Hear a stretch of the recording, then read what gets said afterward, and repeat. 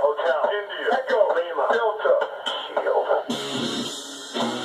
It's controversial corner time!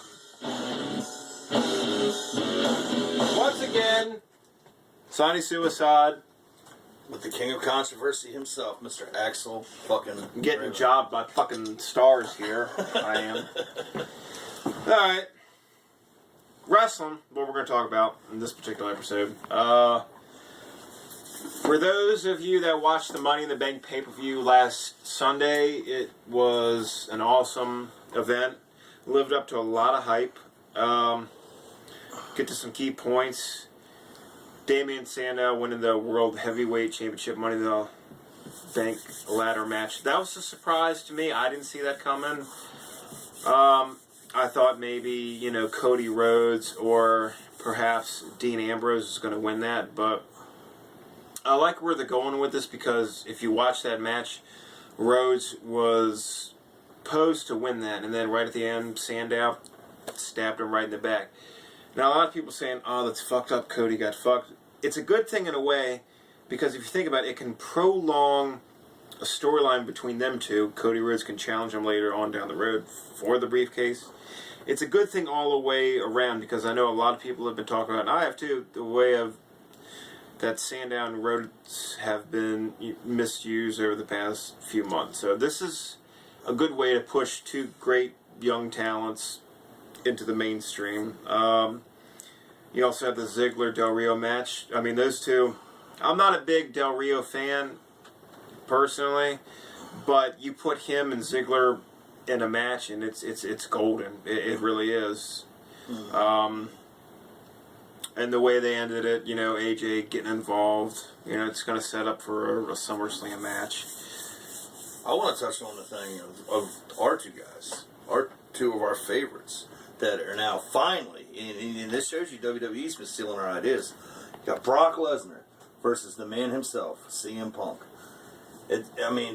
Fucking Monday night, I decided to go on YouTube and watch that shit and watch Brock Lesnar basically mop up the floor with Punk. It's kind of like David versus Goliath, in my opinion. All out of honesty, I think it's going to be a great match. For the simple fact is, we've seen Punk wrestle Big Show, we've seen Punk wrestle Taker, and unfortunately, the best part of it all is you throw in the Paul Heyman factor. If you watch the promo between the two of them the other night, together they were magic. Now as enemies, it's just the sky's the limit with what these two can do. It's just going to be phenomenal. A lot of people out there, we want to see more wrestling, let's talk. And that's true to an extent with people that don't know how to do it. But Punk and Heyman are the two guys that they could talk for an hour, and you're going to sit there and watch what they got to say just because it's enthralling and it's entertaining. So it's going to be, from a physical standpoint, Punk Lesnar, it looks one-sided, but either way, I think it's going to be entertaining, and it's definitely worth checking out. It's definitely going to be a match that I can't wait to see. I'm definitely going to be ass planted in front of a TV, computer, iPhone. However I got to get a way to fucking see it, I'm definitely going to watch Another guy we got to talk about. No. Yes. Yes. No. Hey, there you go, Daniel Yes. Bryant. It's for you. You owe us big time. Awesome fucking wrestler, dude. I love Daniel Bryan. Getting a singles push once again. He is facing John Cena at SummerSlam for the WWE Championship. John Cena was given the choice last Monday to pick his own opponent for SummerSlam and made the right choice. And if you watch Monday Night Raw, you could hear the crowd all in unison chanting yes and Daniel Bryan. It was electric. John Cena wishes he could get that kind of reaction from any crowd. Yeah, he definitely can't. And John Cena, he's a great wrestler before he went WWE. I can't believe I just said that, but it is true. If you go back and you look at his Ohio Valley, the man has so much talent, but it's like Vince is like, no, just go out there and be, the hero for the kids. Yeah, it's Hulk Hogan 2.0. It's merchandising. It's a new Hulk Hogan. Yeah, fuck it's money. And speaking of Hogan, let's get on a subject here. since we have a special guest here, the best thing TNA has ever put out right here, ladies. Greatest man that ever lived. Yeah, Austin fucking Aries. If you don't have this, go get it. Go get it for your grandma. Go get it for your fucking parents. Go get it for your kids. Hell, go get it for your dog and cat. Get it for yourself. Austin Aries, best thing that fucking TNA has ever put out. Hogan, this man should be the champ. Not Bubba. Not fucking that fucking drunk, fucking ex-drug addict Jeff Hardy. No, Austin fucking Aries. Ring of Honor guy. Especially now since that TNA has recently cut a lot of talent from their payroll. I've been reading online. They've really, due to costs, whatever, they have just took a hatchet to their talent roster. So, hey, more than enough reason to put a title back on this guy. Because, all out honesty, last year, when he was the champion, I was watching TNA religiously. Because I was like, fuck, man, Austin Aries is champion, finally. You know, you got good guys they were putting as champion. Bobby Roode, James Storm, Austin fucking Aries. And then what do? Hey, Jeff, you want the title? Hey, Bubba, here, you take the title now. Like, hey, Jeff, you know, we know you came back, you know, you're fucking, we know you got caught with over 200 pills in your house, but, you know, well, whatever. Have another run. Yeah, you know, you make up stories when you're all fucking drunk and cut little stupid YouTube videos talking about how you made people who you... Were already made way before you. Yeah. Point is, TNA, follow WWE's method. You can't go wrong with the Ring of Honor guy. I mean, That's right. Look at the Shield, look at Seth Rollins, you look at Daniel Bryan, you know, other guys. CM Punk. CM Punk. Samoa Joe. Samoa Joe, yes. That's Samoa another- Joe is the second biggest name TNA has. Fuck Sting. Fuck Hogan. Why is Samoa Joe just constantly like the fucking redheaded stepchild of that Yeah, company you that goes should. nowhere? I mean, it's like what they're doing with, you know... I should with be in Orton. this. With Randy Orton. I mean, okay, I'm not a big fan of the whole Viper and all that shit, you know, but Randy Orton is a good talent. He is better than fucking John Cena, but you got him down here at the mid-card. I mean, But he pissed somebody off lately? But do we know he is the WWE Championship Money in the Bank winner? He now holds the briefcase. So there's promise for him now. You know, It's about fucking time. That's the best thing about Money in the Bank. You could hold on that briefcase for a year, and you know what? It's going to keep you relevant for a year. Hopefully, there's going to be a heel turn coming out of this. Could we see something at SummerSlam? I don't know. Him or John Cena, one of these two guys got to turn heel. Well, Cena obviously never will. I just, that's not going to happen. I mean, fuck it. If you're going... I just don't want to see Cena bury Daniel Bryan at SummerSlam. I know it's going to be a great match.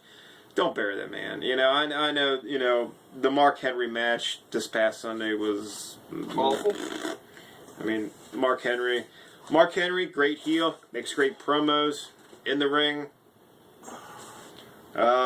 Leaves a lot to be desired, and that's due to his age. So it was not a main event worthy match in the least. But you know, whatever. Cena, don't bury Daniel Bryan completely. He's got so much heat going for him. Just don't. Oh, there's another thing. And we're talking about WWE. I seen the commercial for WWE 14, and now the Ultimate Warrior. That's right. Is an unlockable character. But guess what, ladies and gentlemen? Here's something you didn't know. I found this out the other night because I decided to nerd it and get on Google.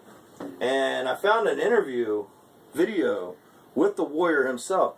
He is now one of those, like Kevin Nash, WWE exclusive contract. Legends. Yup, he is one of the WWE legends now. So what does that mean? Could we see him in the Hall of Fame? I hope not. But it could happen. He'll probably go in there before Macho Man, Randy Savage, or fucking Owen Hart. Two guys that should have been in there years ago. But the Ultimate Warrior's a Oh, fucking Owen joke. was in the Hall of Fame. No, Owen Hart is not in the Hall of Fame. Unfortunately, no. Yeah. Bob Barker will get in the Hall of Fame before he will. I hate to say that. Fucking Chris Benoit will probably go into the fucking Hall of Fame. That's right, the Killer himself. No, not the Crippler, the Killer. I don't know. He will probably be in the Hall of Fame before Macho Man Randy Savage, which is bullshit. Okay? And I'm sorry for any Chris Benoit fans, because I am a Benoit fan, but you know what? Face the truth. The man was a killer. He killed his kid. He killed his his wife. Whatever. Get over it. Okay? You people that get on the internet and bitch, I wish they would put out a Benoit DVD. It's not gonna fucking happen. Okay? You have a better chance of CM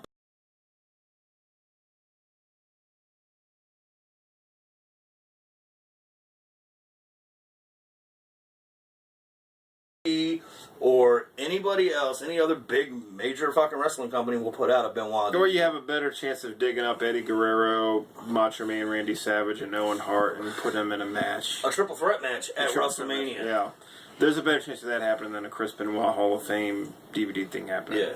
I mean, you got. No, I do love Chris Benoit, the wrestler. I was always a fan of his, going back to WCW, the Four Horsemen, feud with the Dungeon of Doom.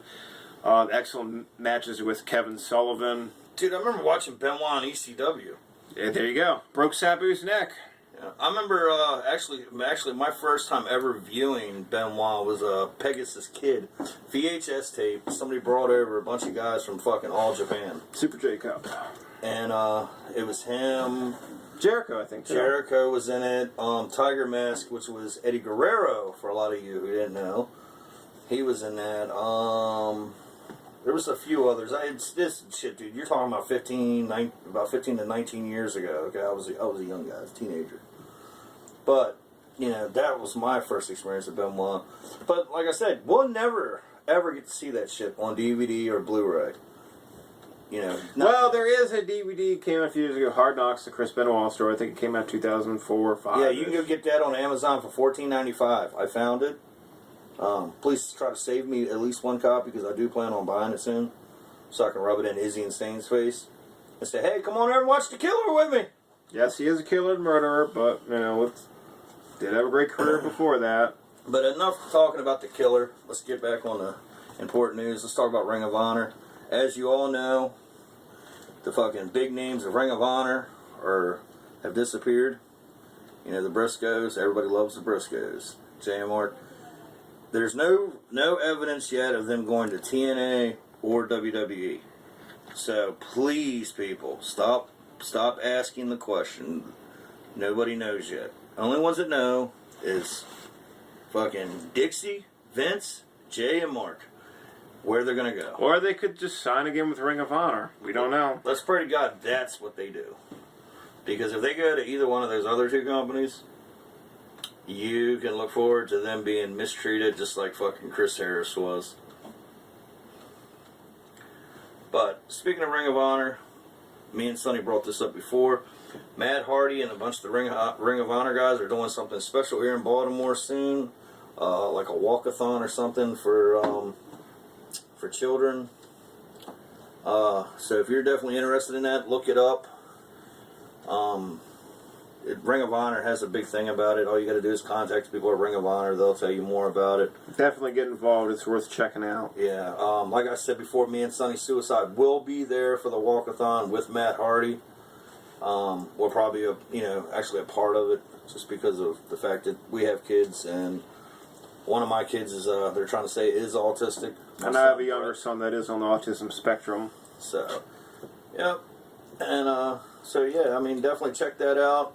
Support Ring of Honor. Support any local wrestling. Even if it's backyard. You know what? I don't give a fuck. I know I'm breaking rules right now, but you know what? If there's young guys out there 17, 18 years old, and they're paying to rent the EWA building out to do backyard wrestling, support them kids, because at least they have a fucking dream, and they're trying to fulfill it. Instead of sitting on their ass like some fucking people I know and play Xbox and play the new WWE game and say, "Yep, I'm wrestling now every weekend." Yeah, no, you're not. Your name is Izzy Insane. You're not doing anything special with your life. You let your crazy girlfriend fucking convince you to leave wrestling. So, on that note, this is Axel Draven with Sonny Suicide Suicide and Mr. Austin Aries, and we are fucking out.